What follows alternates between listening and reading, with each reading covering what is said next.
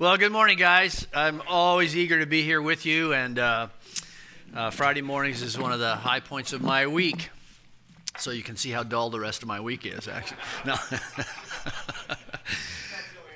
Yeah, just a quick update, just not because it's important that I do this, but then I don't have to say it 40 times. I'm feeling much better. I had a little setback on Sunday, went home from church, and had that low-grade fever again, you know, that COVID crud, and it's kind of flattened me, and I thought, oh, brother, what's going on? But by Monday, I woke up without that, and Tuesday, I felt better, Wednesday, better, and I feel even better today. So I hope that COVID is on its way out the back door, and when it leaves, I'm going to lock the door behind it, and that gives me an opportunity then to concentrate on my back, which has been an afterthought the last several weeks. And I start some physical therapy this next week to strengthen my core and get back to not being a vegetable anymore. So I'm eager to do that. Well, thank you, Dave, for that introduction, because it's a perfect segue. I mean, maybe even a blind squirrel finds something once in a while. But why are we doing what we're doing, you know, in this long series called Stand Your Ground? It's so that we recognize the truisms and falsehoods of our culture, and there's something that pings and says, you know, there's something about that that doesn't fit a biblical worldview. We want to have a realistic worldview, which is not pessimistic, it's realistic. And so it's what we're doing is we're building a massive filter in your brain that says, you know, something's coming through my mind here, something's coming through the culture here, something's been repeated over and over and over on the Olympics that is just not true. And we filter that out, and then we want God's word to be filtered through that so that we apply what is true to our lives. And that's the way life thrives. So we're on the 8th commandment. We're using the 10 commandments as our scaffolding, and 613 other case laws that back that up into practical life. And we're on the 8th commandment, which is, you shall not steal. Seems like a simple commandment. What part of not taking my stuff don't you understand? But it has many implications to it, and one of the implications are some of these questions about, if I would never even think about stealing, the question is, do I still have the motive in my heart to grasp and clutch and get and hoard some stuff that actually starts to own me? So maybe you can answer these questions. You cannot serve both God and money. The love of money is the root of all evil. This is easy, isn't it? The greatest worry in American homes is money. Absolutely. Life would be so much easier if I only had more money. Actually, gold. I heard that on the way in this morning. I got to buy some gold, you know, because inflation just went up another 7%, right? So one of the greatest fears in American homes is, do I have enough money?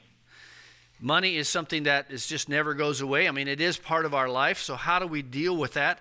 An American Express survey said that 66% of Americans spend more time thinking about money than sex or health or marriage or family or friends.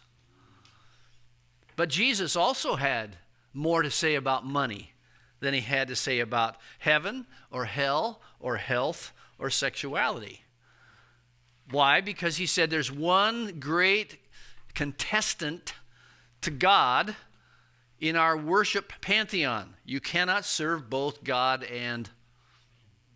He used the word mammon, which really represents the whole material universe. All the things that our perverted dominion would want to have is called mammon, and it includes money, property, stuff, you know, titles, fame, all the things that are earthly. Jesus said you cannot serve both God and the things that the earth promises to give you. And money not only talks, it often rules, and it's really ruling our entire national life. There's a quote that it's disputed where it came from, but to me it doesn't matter where it came from. It's just true. and we're seeing it lived out. And I've used this quote for the last 40 years. It was spoken in the 1800s by a man named Alexander Tytler. And here's what he said. A democracy cannot exist as a permanent form of government. It can only exist until the voters discover that they can vote themselves money from the public treasury.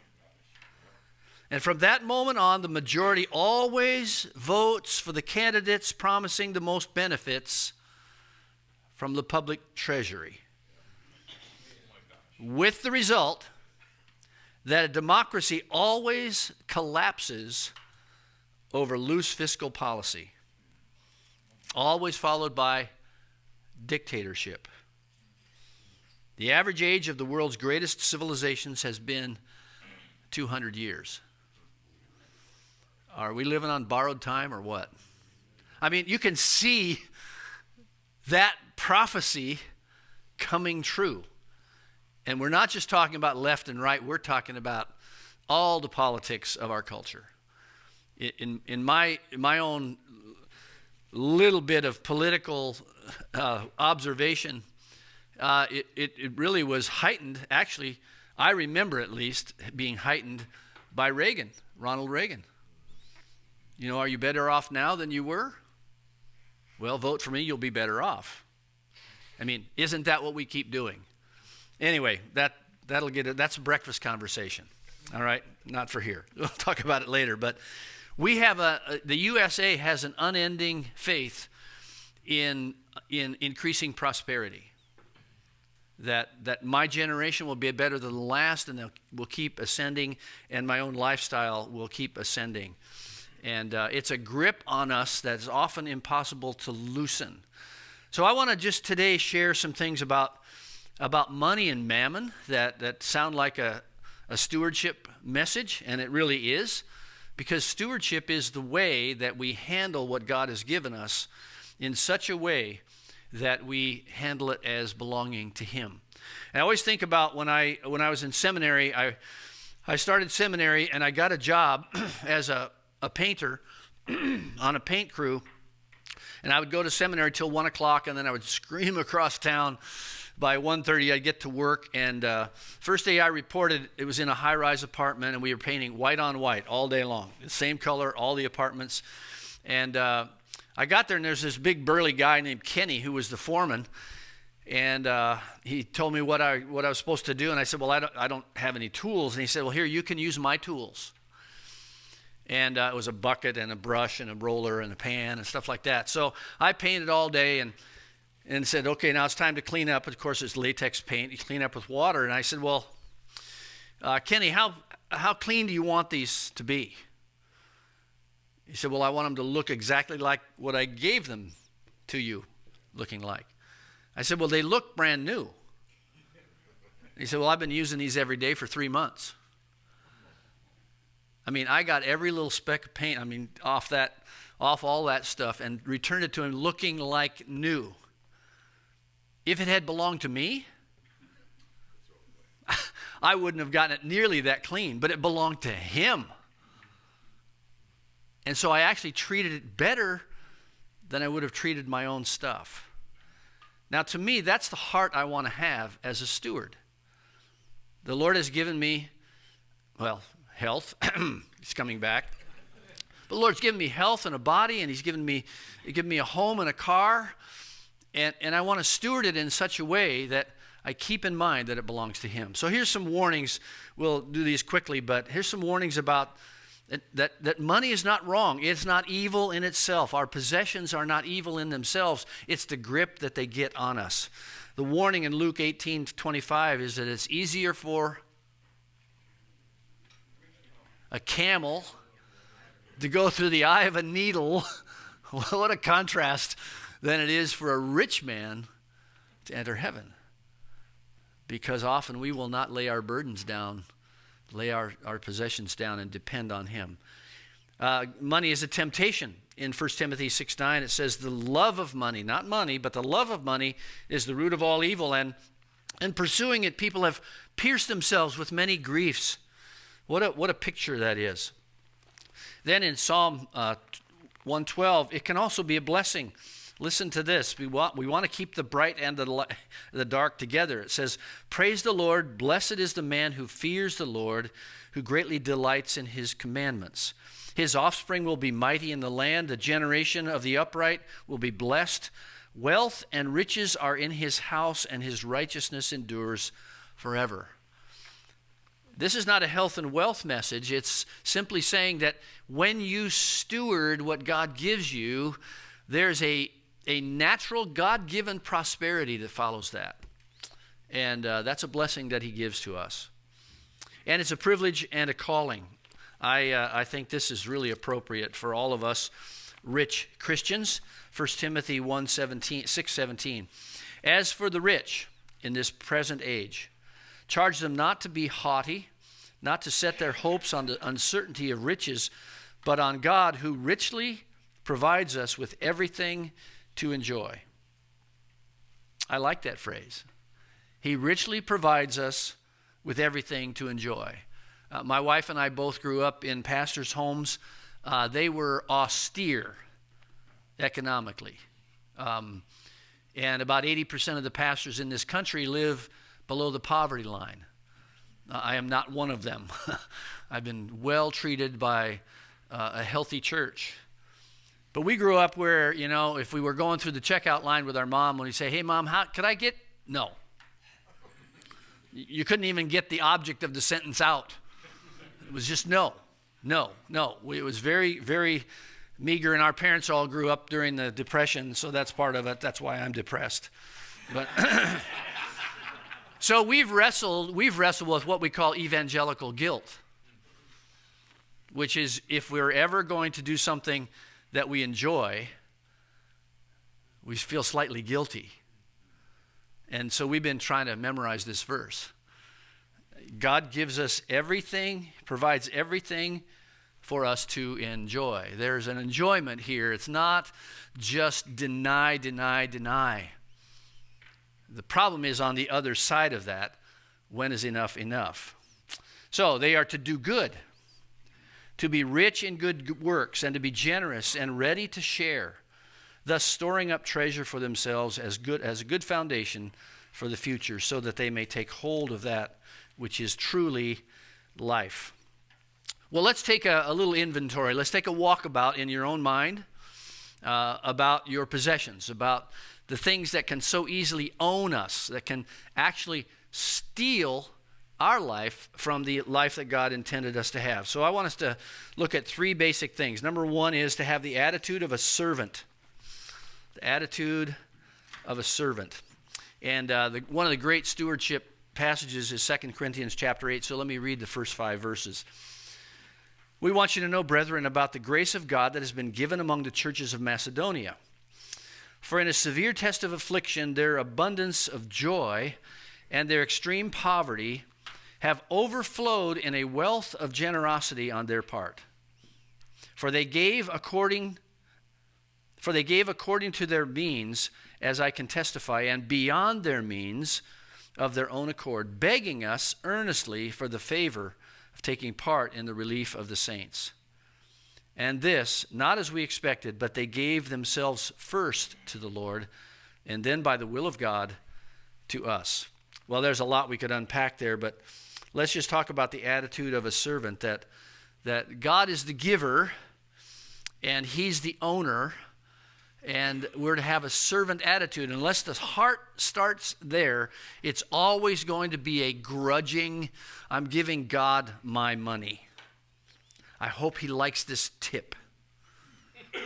I hope this $20 is noticed by the person next to me that I'm giving. Here's what Richard Foster says about it.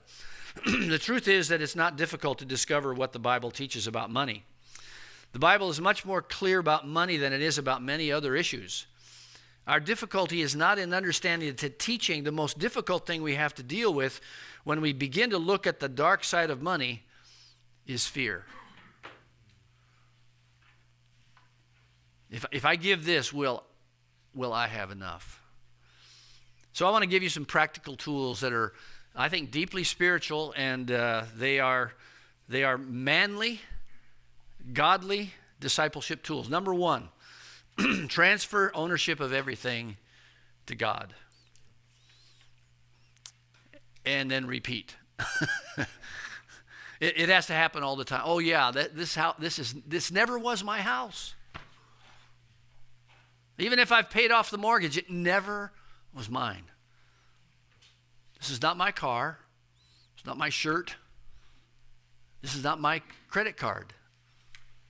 This is not my bank balance. This belongs to God. I'm his servant. And how that makes me humbly say, Lord, how do you want me to manage the incredible resources that you've given to me, that you keep pouring in? Transfer that ownership. Secondly, recognize that every spending decision is a spiritual decision. Now, that doesn't mean that throws you into some kind of conscientious tizzy every time you buy a Big Mac. Lord, should I have it with cheese? Or well, that may be a stewardship issue for some of you. I don't mean that, but I mean as we think about what's routine for us, as we think about what we expect, as we think about when we lock ourselves into 36 months of payments, or when we acquire that mortgage, or we borrow that, every decision is a spiritual decision because it's borrowing from a future that we don't know about.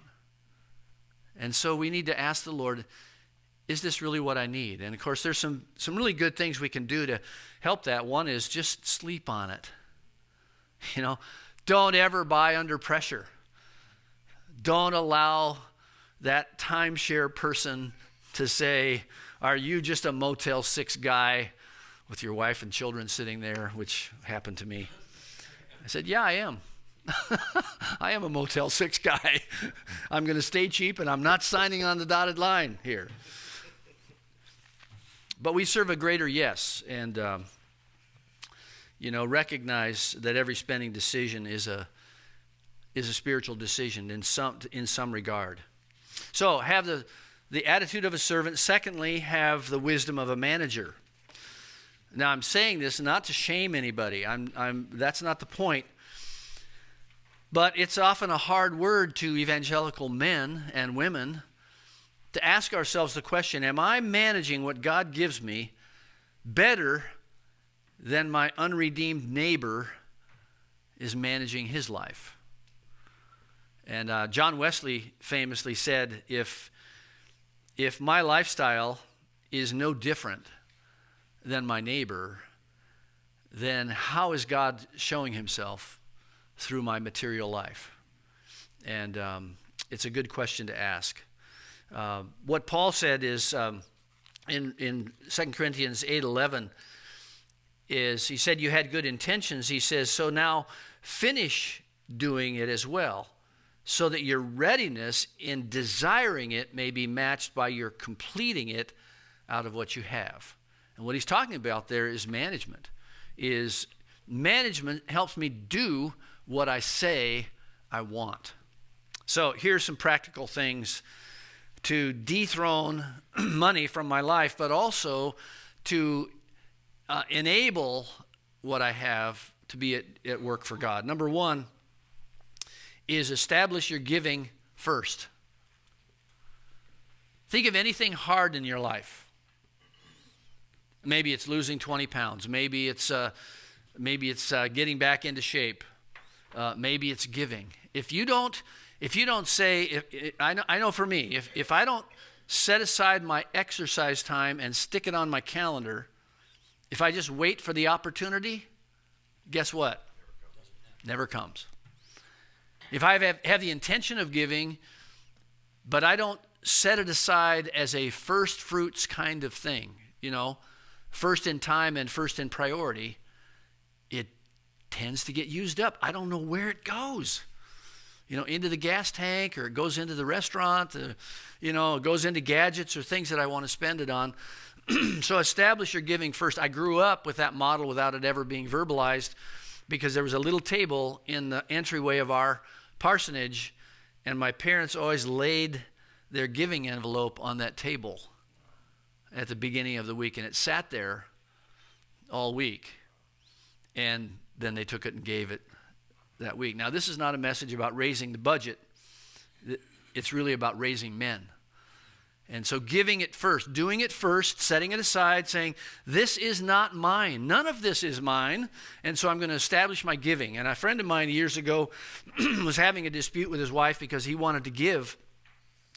And he was stuck on the 10%. Anyway, we don't need to talk about that this morning. But he said, she does not want to give that much money. I said, well, just start. Just start with 1%. It doesn't matter. The percentage doesn't matter. Just agree where you can start. And he called me about 10 years later. And he said, you know what? I just want to let you know, we've been increasing our giving every year. And God has brought us to a point where we feel like we're genuinely tithing, to the Lord's work. And it was such a freedom for him. But you need to start first. That needs to be there. Paul says on the first day of the week, each one of you should set aside a sum of money in keeping with his income and bring it and give it. He's just giving them a basic methodology, not a legalism. So that's number one. Number two, don't buy what you can't pay for. How simple is that? Debt in our culture has been redefined. It used to be that when you were in debt, you owed money to somebody that wasn't paid yet, right? Well, now debt has been redefined to, can I make the minimum payment on my credit card? And it's appalling. I think the average unpaid balance on credit cards for consumer spending is around $8,000. Average. That's average across the board, and that's just for one credit card. So. Again, I'm not trying to shame anybody. I'm just saying, we need to manage what we have. We'll be offering the Dave Ramsey course. What's it called? Financial Peace University, starting on the 21st or the 20th, whatever that Sunday is. And what a wonderful thing. I mean, I grew up with parents that basically taught that. But now it has been a release for so many people to teach how to live within means. I'm not an economist. My economy basically says this: don't spend more than you make. It's pretty simple. But that's hard to do because you're getting 3,000 messages today saying you are so unhappy because you don't have a self-steering F-150,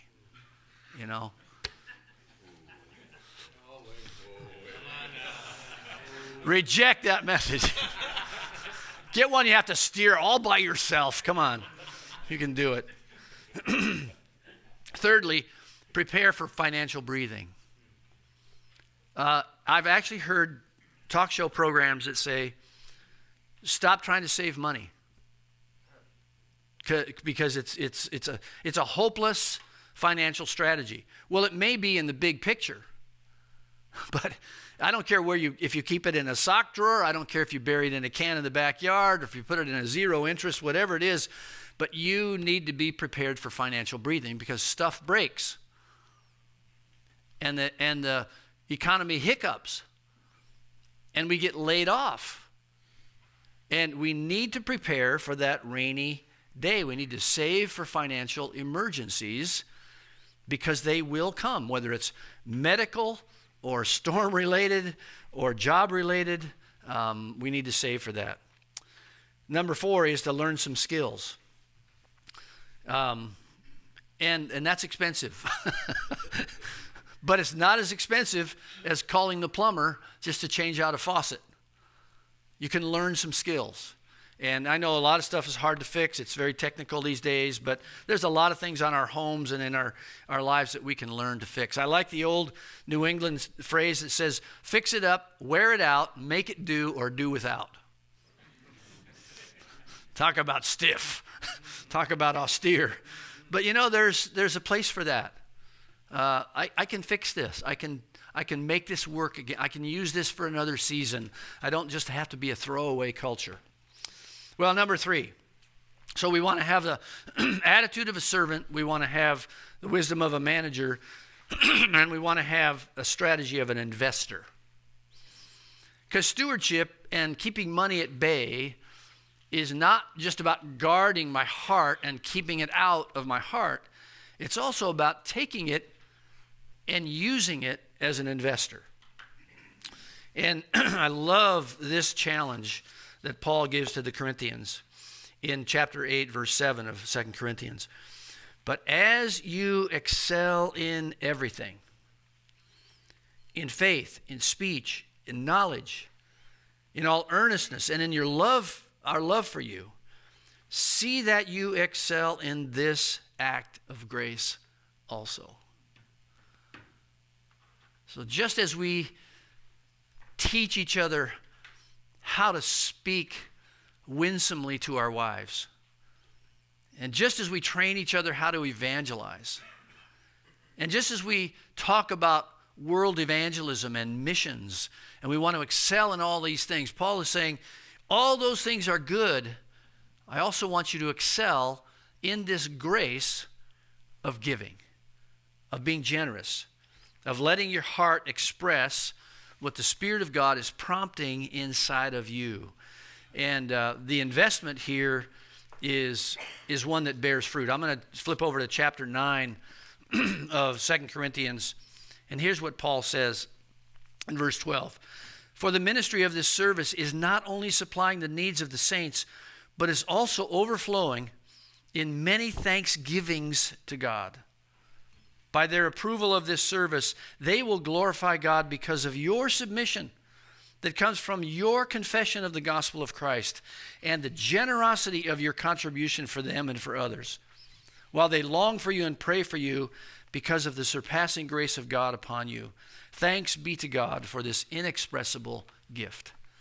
What Paul is saying is that the generosity of the believer around the world, but the generosity of the believer through this living church, through your spontaneous giving to other needs all around us, to nonprofits, to feed my starving children, to missionaries, to whatever, it's not about, am I seeing a financial return on this investment? It's about, can I see that and pray that this gift will go so that somebody that I may never meet will praise God that some generous man gave, not only so he wouldn't be entangled by it, but so that I would be blessed by it.